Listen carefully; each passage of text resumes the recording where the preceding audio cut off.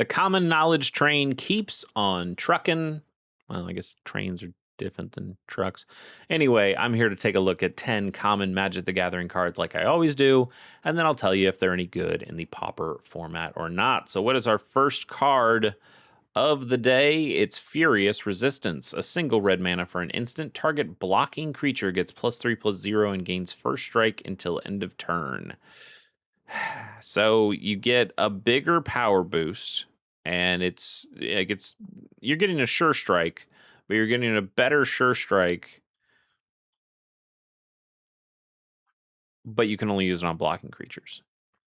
So it really narrows the ability of this. Like, one of the things that's great about a combat trick, which I really don't see a whole lot of play in the Pauper format or most formats, unfortunately, even though combat tricks are really cool. One of the reasons combat tricks are really cool is you can use them offensively or defensively. You can surprise your opponent kind of at any point in the game when you're playing a combat trick, and that feels awesome. It feels great to have that kind of control and power over when you cast the spell. By having this particular spell say you can only cast it on a blocking creature, it really limits you to only do this on defense. And while it is really good on defense, don't get me wrong, +3/+0 in first strike can surprise an opponent, take out some big creature that they thought they were going to get to keep. You get to keep your creature. Like, that could be a giant blowout. But it can't be a giant blowout on the other side. It can't be a giant blowout when you're attacking. And that's that narrowness of this card, despite being good, and that is kind of the levers that we play with in Magic, right? It's card more narrow, card more powerful. Card more general, card has to be less powerful or more expensive. Like, those are the levers that we play with when we play with these kinds of cards, and when they design these kinds of cards. And I think at some point it kind of doesn't matter how good the card is. If it's too narrow, there won't be enough scenarios for the goodness to really make a difference. And I think that's where we are on this one. It's too narrow. What situation are you going to play this in? What deck are you going to play this in where you're happy about having this effect but not having the effect on offense? I don't think there is one. I really don't. So we'll go with a 2.2. Yeah, 2.2. It's I can't justify any higher. Ooh, is this our first room? This might be the first room we've ever done on the channel. We have both Glassworks and Shattered Yard here. Glassworks is one side of this enchantment room, which is 2 and a red. When you unlock this door, this room deals 4 damage to target creature an opponent controls. And then we also have Shattered Yard, which is a 4 and a red for an enchantment room. And at the beginning of your end step, this room deals 1 damage to each opponent. So the idea here with rooms is that you can cast either half of this spell when you cast it, and then that door unlocks on the battlefield. And you have to, as a sorcery, you can then pay the mana cost of the other side and then get that effect as well. So it's kind of, it is a split card. Look at it. It's obviously a split card, but you kind of choose which one you want to cast. And then later you can say, okay, well, I want the other one too. And you can unlock that room. And we saw cards with Eerie that are kind of just Enchantress things, but they would also work with unlocked rooms. So it's kind of like casting. It's not exactly, in the rules of Magic, it is not casting another card, but it is using an ability at that point. Rooms are interesting. I think rooms are pretty cool, honestly.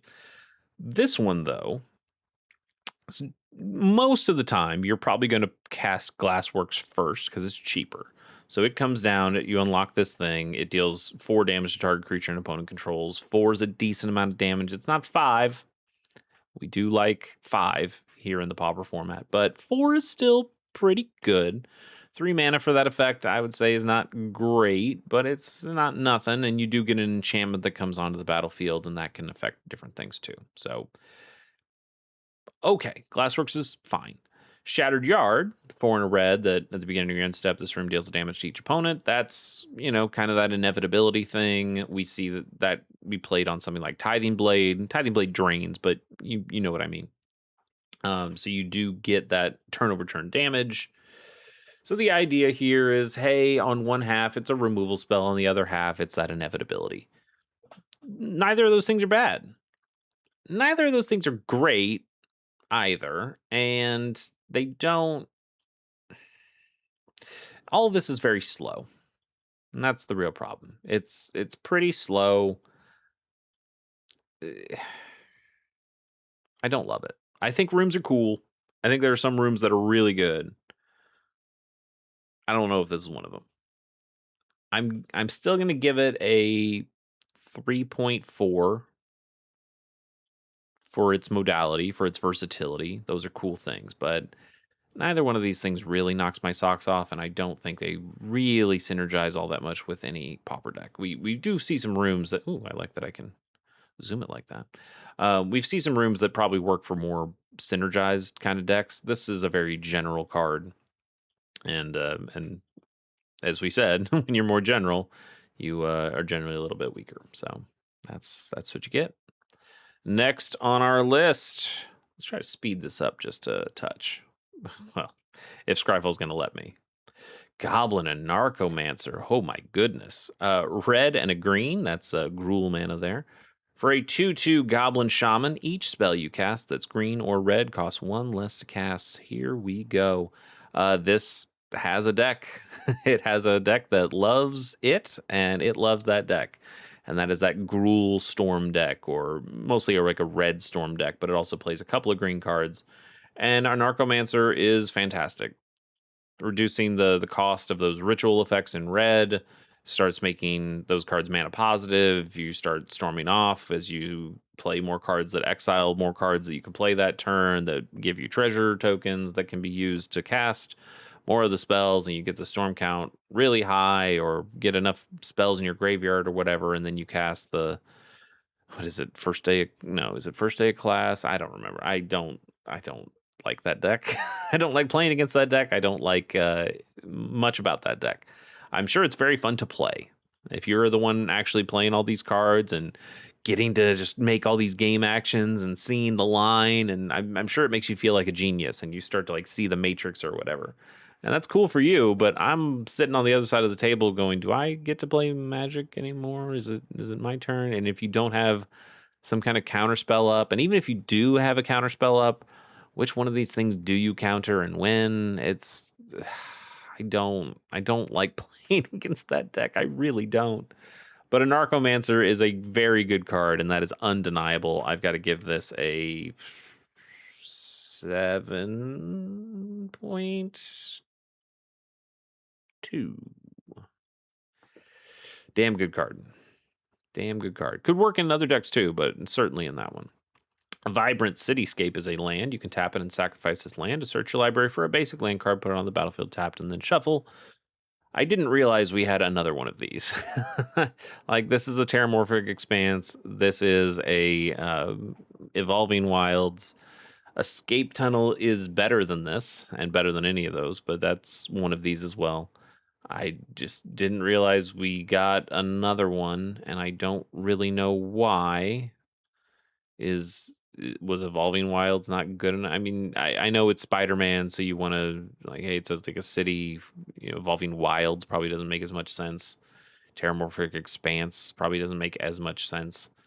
But and then you did it with the Turtles because they're both New York City, I guess. It feels like, okay, we need to have a more urban one of these.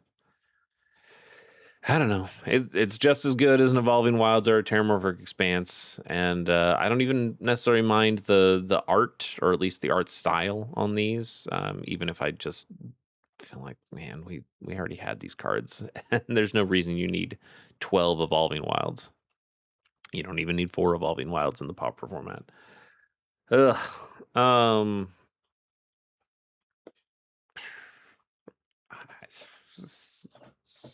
6. It's a 6. I think these are just as good as something like a basic land. Having the fixing but coming into play tapped, like, well, yeah, it's a 6. That's what I give a basic land. That's what I give these. They're all fine. Yeah. Terraformer is 2 and a blue for a 2/2 human wizard. You can pay 1 and choose a basic land type. Each land you control becomes that type until end of turn. That's cool. That's cool. If you have infinite mana, infinite colorless mana, infinite whatever, you can. Well, I guess not. No, I was gonna say maybe you could turn it into infinite colored mana, but that's not really the case because this is only changing your lands into those colors, into those basic types. So you still need the lands because even if you had infinite colorless mana, you would have to pay the one of your infinite into this guy, turn all your lands into islands, then you can tap one of them for blue, then you can use one of your colorless and change all your lands into red, and then tap one of your mountains now for red. Um, so you could do that, but it still limits you on the ones that on the lands that you have. So you aren't getting infinite color mana. Mm, mm. That does make that way worse, doesn't it? And it's already not very good. Yeah, this can't be a very good card. It's like a 2.3 maybe. I don't know. There's probably some shenanigans you can do with it that I'm not thinking of, but I don't. Sultai Emissary is 1 and a black for a 1/1 zombie warrior. When this creature dies, you manifest the top card of your library, which means you put that card onto the battlefield face down as a 2/2 creature. Then you can turn it face up anytime for its mana cost if it's a creature card. I I kind of like a card that gets bigger when it dies. You go from this 1/1 and now you get a 2/2, and that 2/2 might be able to flip over into some other kind of creature that you got. Okay, and even if it's not, even if it's the land or something, now it's a you just got an extra creature in your deck. Cool. It is 2 mana for a 1/1 that doesn't do anything else. Like it has to die first, so it's not like it has an enters trigger and it doesn't get you any extra value at that point. That extra value comes later. The extra value is interesting. I still can't give it a very good score, but I do think it's interesting. Like I would still take an infestation sage over this anytime. Anytime. Going from a 1 mana 1/1 that gives you another 1/1, but now it's a flying thing. That's way better in my opinion. But there is still something compelling about going from a 1/1 to a 2/2, and that's I don't know, kind of cool. I'll give it a 2.2. Yeah, yeah, 2.2 is fine. Fang Dragon. I like this card a lot. Fang Dragon is 5 and double red for a 6/3 flying dragon. Pretty great. But it also has an adventure, which is Forktail Sweep, which is 1 and a red for a sorcery. And Forktail Sweep deals 1 damage to each creature you don't control. And then because it's an adventure, if you cast that, you have to cast that part first. But if you cast the adventure, then that card goes into exile, and then you can cast the Fang Dragon part any time later as a sorcery, obviously, or with its normal timing restrictions rather. But um, that's cool. You get this sweeper effect for 2 mana that only affects your opponent's creatures. That's already pretty good. And then late in the game where you have a bunch of mana, you can just throw down a 6/3 flying dragon and maybe finish the game. Great. I had this in a teamer, which then turned into a Gruul Dragons deck, and it it was one of the better performing dragons I had. You very quickly realize, like, oh, I'm just playing Gruul. I could just be playing Gruul Ramp. I could be playing Writhing Chrysalis, and I don't need any of these other cards. I have Writhing Chrysalis. But even then, like, there's something really cool about this. Like a nice sweeper effect on a big body. I can't hate it. I can't hate it. In fact, I quite like it. I'm going to go for a 4.7. Great card. Okay, Vessel of Malignity is 1 and a black for an enchantment. You can pay 1 and a black and sacrifice this enchantment, and target opponent exiles 2 cards from their hand. You can activate only as a sorcery. Okay, you get a 2 mana enchantment that you can put on the board, and maybe it hits your enchantment effects. Maybe you have some kind of eerie or some constellation or some kind of enchantress, whatever. I don't really like a 2 mana card that doesn't do anything, but you know, maybe you are okay with it. Then once it's on the table, you can pay another 1 and a black. So now you're paying 4 mana total. You have to sacrifice the enchantment. Maybe that's relevant. Maybe you have something that says, "Hey, I like things when they're sacrificed." Maybe you get something else. Maybe when an enchantment leaves the battlefield, or maybe I don't know.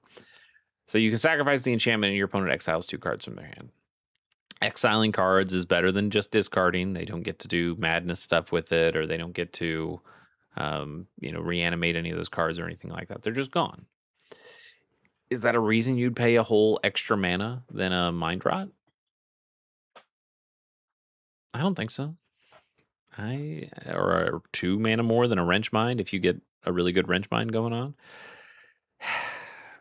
I don't like this. I like the seals. Like, think about the seals from, oh goodness, where are they from? They're in all sorts of sets. They were, at least, but like Seal of Fire, which costs 1, so it doesn't even do anything when it comes onto the field. But you can sacrifice that at instant speed without paying any more mana, and you can do 2 damage to a thing. So it's kind of like a shock, but on an enchantment. The seals are pretty good because like they can basically be sorcery speed spells if you wanted to play them. But this one, eh, I guess you can be like, oh, you're paying an installment, so you don't have to have 4 mana to be able to do this thing. You can pay 2 mana one on turn and 2 mana on the other turn. It's really slow, really not my taste. I don't think this is a good card at all. I'm gonna go with a 2.3. That even feels a little high to me, but I'm gonna go with the 2.3. Oof. Return from the Wilds is 2 and a green for a sorcery. Choose 2.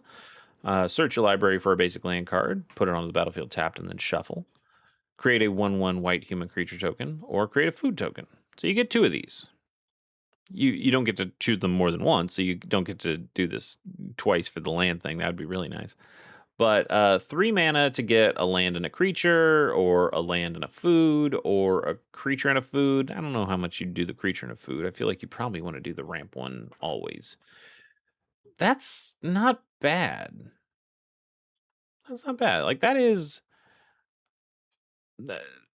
yes, rampant growth. 2 mana, you get the ramp ability part, and you feel bad playing a rampant growth for more than 2 mana.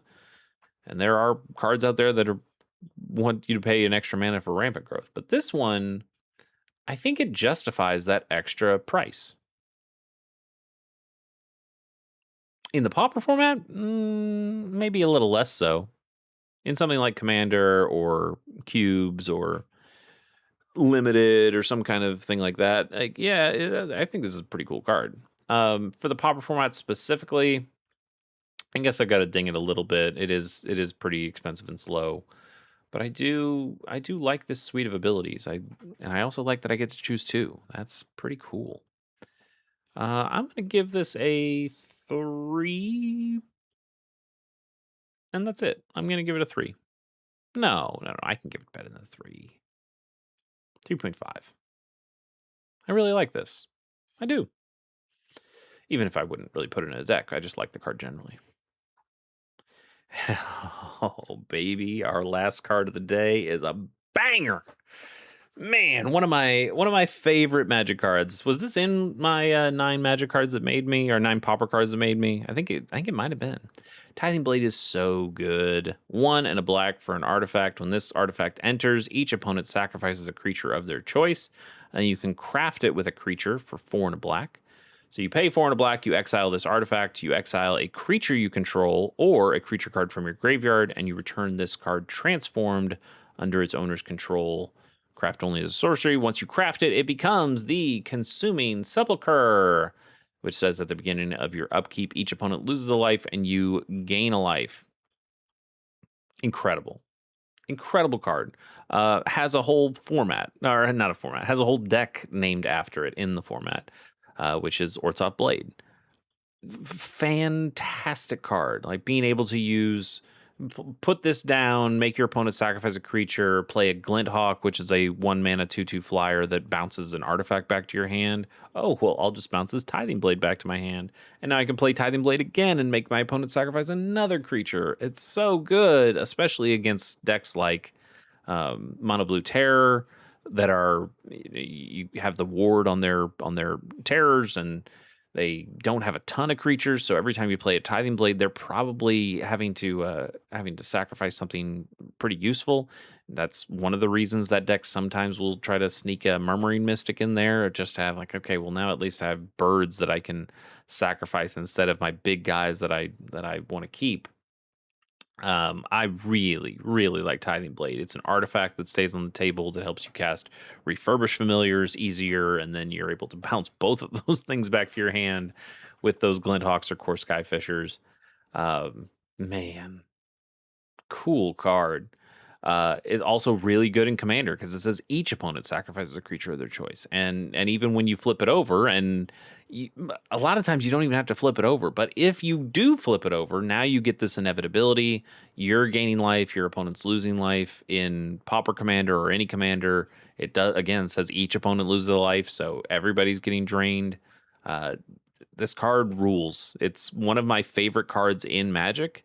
It's the reason I got in. It's one of the reasons I got into Pauper in the first place. Orzhov Blade was the first deck I really built in the Pauper format, and it's because I think this card rules. I think this card is so cool. I love it. I love it with my whole heart. And I gotta try to not be biased here, because my bias says like, oh, it's a 9.8. It's like, what's better than this? And I'm trying. I'm trying to see the downsides here. This is not good against every deck. There's plenty of go wide decks, or decks with little tokens, or decks that don't play any creatures at all that this is not useful against.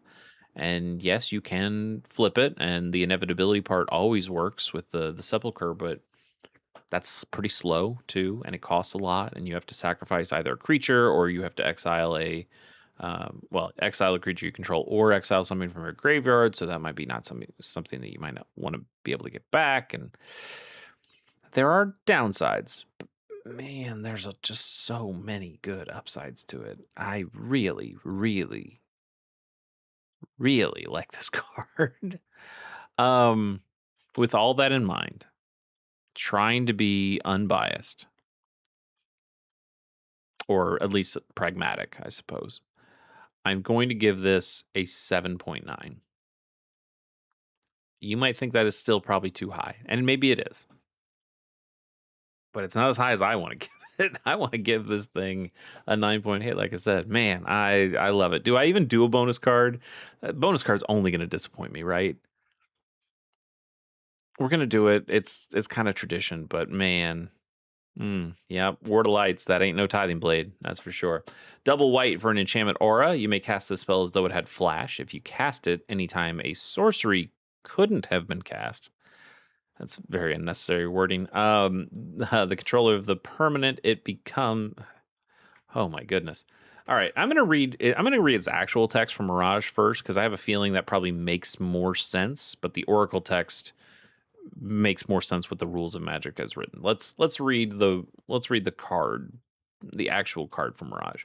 You may choose to play Ward of Lights as an instant. If you do, bury it at the end of turn, which means sacrifice. Enchanted creature gains protection from a color of your choice. The protection granted by Ward of Lights does not bury Ward of Lights, as in, if you choose white, you don't have to. It doesn't remove this. It can still have white stuff on it, or it can still have this on it, even if you give it protection from white. So it is a 2-mana protection spell that gives your creature protection. If you play it as a sorcery, or you play it at sorcery speed, you get to keep the Ward of Lights on it. But you can also play it at instant speed as a temporary protection spell for just that turn. Let's go back and try to read the Oracle knowing that, and maybe that'll help my brain process it a little easier as I read it. You may cast this spell as though it had flash. If you cast it anytime a sorcery couldn't have been cast, the controller of the permanent it becomes sacrifices it at the beginning of the next cleanup step. That is still gibberish to me. I understand after reading the card what it does, but oh, they will never reprint this card. I'm pretty sure because it would. Uh, if they had to write this on a card, I don't know. They're just not going to do that. Enchants a creature as this aura enters and choose a color. Enchanted creature has protection from the chosen color. This effect doesn't remove the aura. That stuff is cleaner, but this beginning stuff is way worse.